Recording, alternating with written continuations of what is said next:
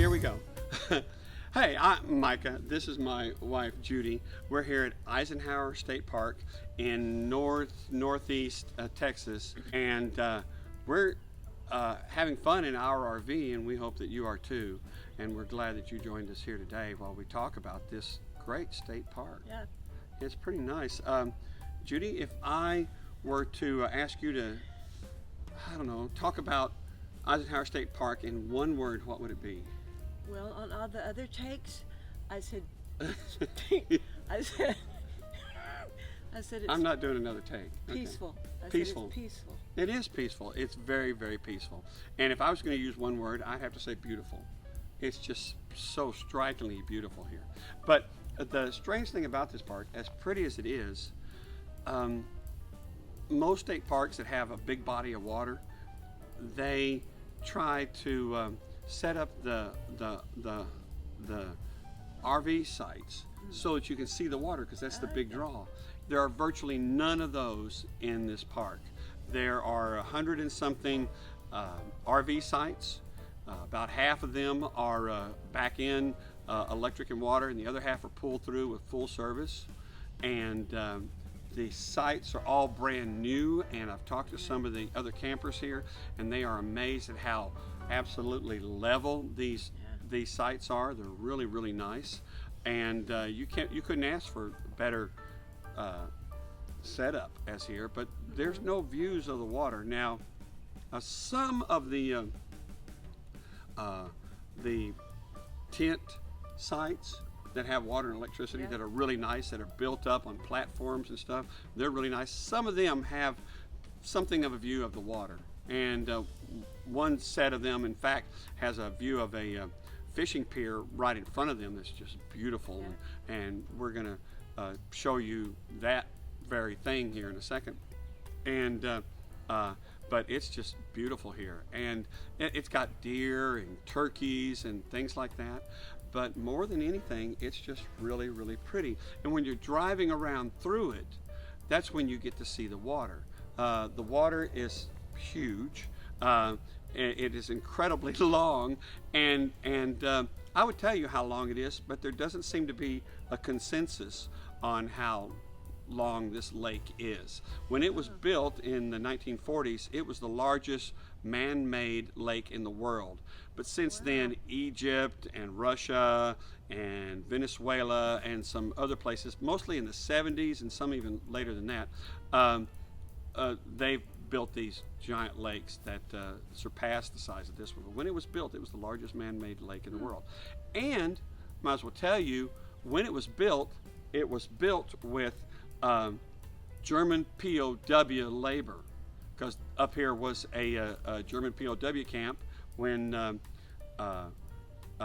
Eisenhower invaded North Africa and won and just pretty much wiped out the Nazis there in North Africa. We captured thousands, tens of thousands of POWs, and the rule or the practice was, when you capture POWs, you then put them in camps that have a similar climate to where you captured them. Think about it. If you capture them in cold weather, then maybe you could put them in a camp that gets cold in the wintertime, because they're already going to have cold weather gear. All right, but you don't want to capture people in the Mediterranean or somewhere like that, or near the equator, and send them to cold climates. And so the practice was to send them to similar climates. Well, Texas had about a dozen or more POW camps in it because of all the prisoners that were taken in North Africa, and this was one of them. And we can't use prisoners. We couldn't use prisoners to do wartime stuff for various reasons. That just seems unethical. At the same time, well, you know, you can't have prisoners making bullets, because they're going to make all the bullets that don't work that they're going to ship out over there or something like that. And so we couldn't let the German prisoners here build the dam, because that was too critical of a structure. So we used them to clear out all the lumber in the river bottom so that they could fill the lake up and get that all out. And they did a lot of that. And they were paid for it, and they received good rations, good food for doing that. So, you know, and we did all those things with the hope that the Germans would treat our prisoners, you know, over there well also. And they pretty much, for the most part, did. So that worked out. But yeah, this camp was built with German POW labor, and or at least the lake was. And it's just a beautiful park. There's a lot of neat things to see and do, a lot of fishing here. This is a saltwater lake, and it is so because the Red River runs through these great salt deposits that were laid down when Central Texas was a part of the Gulf of Mexico, basically. And there's these big salt deposits, and they all run through that, and it's brought here to this lake. So it's a saltwater lake. And it used to, before they built this dam, this river, the Red River, used to go all the way unimpeded all the way to the Gulf of Mexico. And so saltwater fish would come up the river, the Red River and the Sabine River, for quite a way, sometimes to spawn and stuff. And so there's a lot of fish here that you would only see in salt water, like these giant stripers that they get out of here, and giant catfish that they get out of this lake. It's also a very deep lake. When we talk about how big it is, how long it is, that's difficult because I haven't found a consensus on it on the internet about exactly how long it is. There was one website that said it was enormously long, but it was a typo, and unfortunately other websites have picked up on it. There's a website called Sharp Striper Guide or something like that. Mm-hmm. But if you Google how many miles long is Lake Texoma, you'll probably go to this site, and this Striper Guide will say that's enormously long lake. It is 89,000 miles long.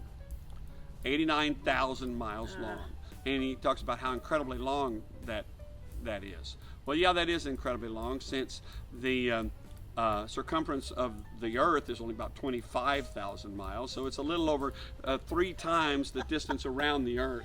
Okay, and so everybody go there and tell this guy he's got a contact page that's an error. And then you also see it on, I don't know who did it first, but you see it on some other sites. You see it written down. Well, the thing about it is it really does have 89,000 surface acres of water.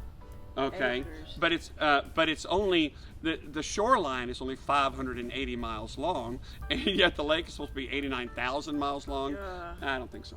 And so anyway, I thought that was funny that more than one site has picked up that erroneous statistic there, when really it's how many acres it is 89,000.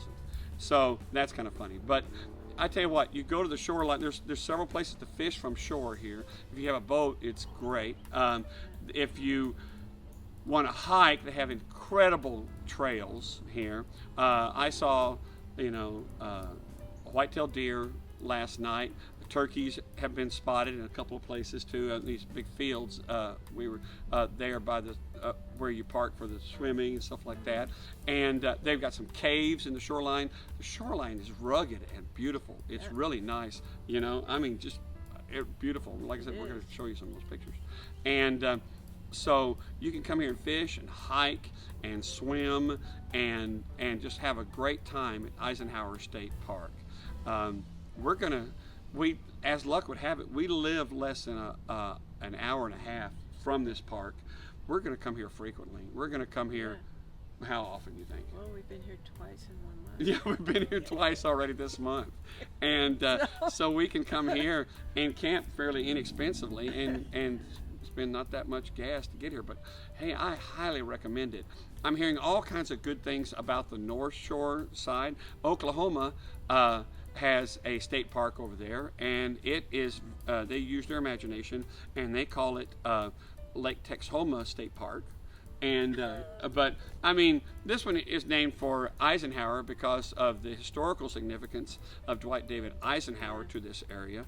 And I highly recommend visiting the town of Denison here and going to the Eisenhower thing and checking out all the murals in town. Amazing. Depicting hysterical. Well, they weren't that funny, but historical. They were a little funny. Yeah, historical things about the town are just beautiful, and so they're pretty neat. Anyway, that's going to be it. Eisenhower State Park, incredibly beautiful, incredibly peaceful. We're making a lot of noise here right now doing this. We'll probably get thrown out. Yeah, probably that kind of thing. But man, it's there are a lot of beautiful state parks in Texas, and some of them are on the coast, and some of them are I don't know, out in West Texas and stuff. We love them all, but this one was a very pleasant surprise. It's really pretty cool, and we hope you guys get to check it out. All right, we'll see you down the road, and have some fun in your RV, because we're having fun in our RV, okay? Hey, don't forget to like and subscribe, because that's cool. That really helps. Oh, there you go. Yeah, sure. That really helps a lot. You don't realize how much that helps content creators like us, and so please do that. And we'll see you guys later, okay? Thank you so much. Thanks a lot for watching.